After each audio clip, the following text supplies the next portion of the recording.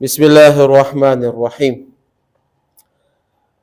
اگر کوئی کہتے ہیں کہ موبائل خریدنا میری ضرورت ہے، یعنی اسمارٹ فون، تو پہلے ضرورت کا مطلب سمجھیں۔ ضرورت ایسی چیز کو کہتے ہیں کہ جس کے نہ ہونے سے ضرر یعنی دینی یا دنیاوی نقصان، اس کو ضرورت کہتے ہیں۔ ٹھیک ہے، اگر واقعی شدید ضرورت ہے تو پھر اس بات کو ذہن نشین کر لیں جو میرے شیخ حضرت مرشد والا حکیم اختر سے رحمۃ اللہ علیہ نے فرمایا کہ دنیا سانپ ہے۔ سانپ جانتے ہیں؟ اسنیک۔ اس کو پکڑنے کے لیے پہلے منتر سیکھو۔ آج کل لوگ جو کہ بانسری بجاتے سانپ کو پکڑنے کے لیے، وہ منتر آپ نے پہلے سیکھنا ہے۔ ٹھیک ہے، جس کو دنیا کمانا ہو پہلے تقوی کا منتر حاصل کر لو۔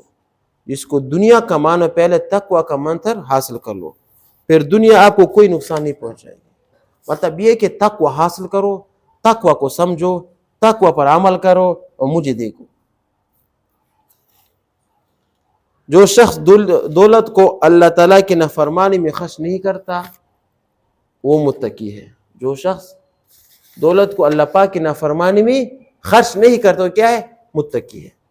اس لیے اس کے لیے دنیا کچھ نقصان دہ چیز نہیں۔ صحابہ کرام رضوان اللہ تعالی علیہم اجمعین نے بادشاہت بھی کی، لیکن ان کی بادشاہت ان کو اللہ سے غافل نہ کر سکی۔ دنیا کے سام کا نشہ ان پر نہ چڑھ سکا کیونکہ ان کے پاس اس کا منتر تھا۔ وہ منتر کیا تھا؟ یخافون یوما تتقلب فیہ القلوب والابصار۔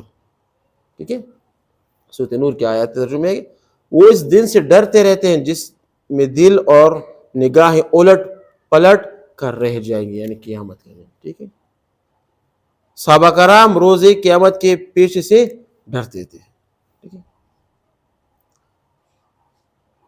اب مثال کے طور پر موبائل کو مثال کے طور پر ضرورت اور انٹرنیٹ کو کیسے استعمال کریں؟ موبائل آپ کے پاس پڑا ہے، اب اس کو ضرورت کے مطابق کیسے استعمال کس کے لیے؟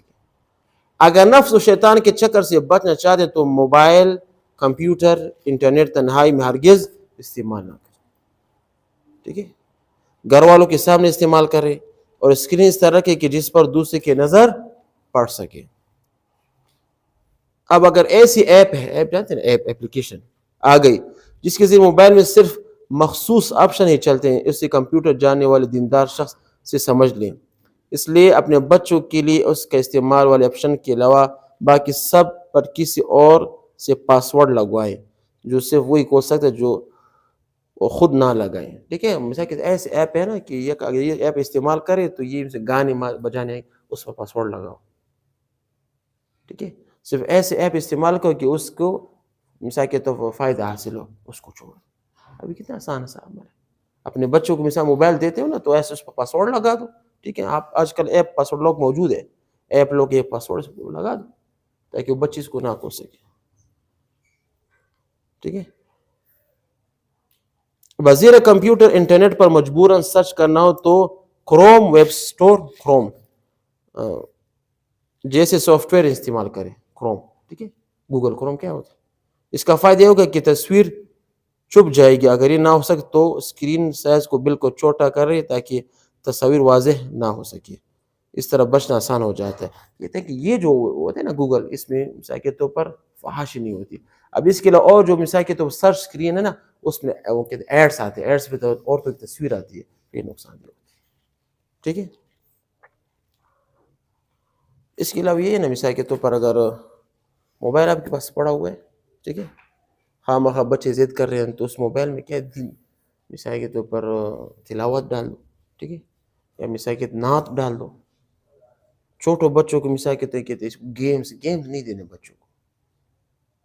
ٹھیک ہے، یہ بچہ اگر آپ بھی سے گیم کا عادی ہو گیا نا تو یہ مثال کہ جب بڑے ہو گئے اس کے تقاضے بڑھیں گے، تو یہ آپ کے لیے پھر نقصان دہ ہوگا۔ پہلے تو بچوں کو ہرگز موبائل نہیں دینا، کسی صورت موبائل نہیں دینا۔ اگر دینا ہے نا اس میں سے یا تو نعتیں لگائیں، یا مثال کہ دینی بیان لگائیں، یا مثال تلاوت لگائیں، ٹھیک ہے، یا تاریخ مقامات لگائیں۔ ٹھیک ہے، میں نے شروع میں آپ کو بات بتائی کہ موبائل ہماری ضرورت نہیں۔ ضرورت کیا ہوتی ہے کہ جس کے نہ ہونے سے دنیاوی نقصان بھی ہو اور آخرت کا نقصان بھی ہو۔ اگر ہم موبائل نہ استعمال کریں تو ہمارا نہ دنیاوی نقصان ہوتا ہے نہ آخرت کا نقصان ہوتا ہے. تو خود ہی فیصلہ کرو کہ موبائل ہم استعمال کریں کہ نہیں کریں. ٹھیک ہے نا. وآخر دعوانا ان الحمد للہ رب العالمین.